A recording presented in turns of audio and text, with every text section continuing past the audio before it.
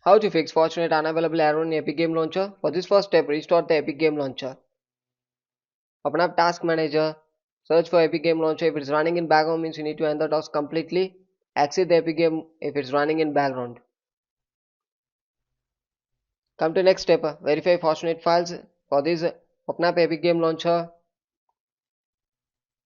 Click Library option. Click three dot icon. Click Manage. Click Verify Files. And wait for some times because it's actually verifying the game file. If there is any corrupted file having means it will rectify it. After completing, we move on with the next step.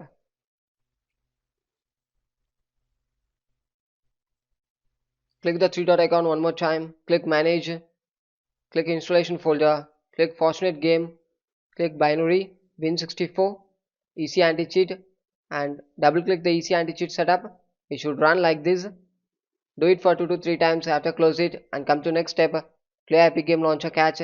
Search for run and type the following text. Click OK.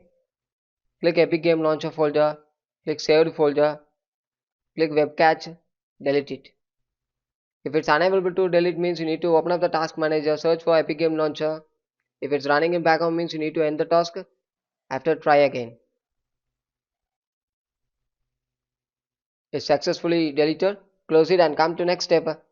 Run Epic Game Launcher as administrator. Right click it. Click Run as administrator. Or else go to Properties, Compatibility. Enable Run the program as administrator. Click Apply and OK. After come to next step, update the Epic Game Launcher. Close the launcher. Reopen it. If an update is available means allow it to update and restore the launcher. And come to next step. Search for run and type the following text services.msc. Click OK. Search for Epic Game Services. Right click it. Click Properties. Make sure the startup type it should be in automatic or manual, it depends on you, but the service status should be in running mode. Make sure it. Click Apply and OK. Do it for all the Epic Game services. If it stopped means you need to start it. Click OK and close it and restart your device. Thank you.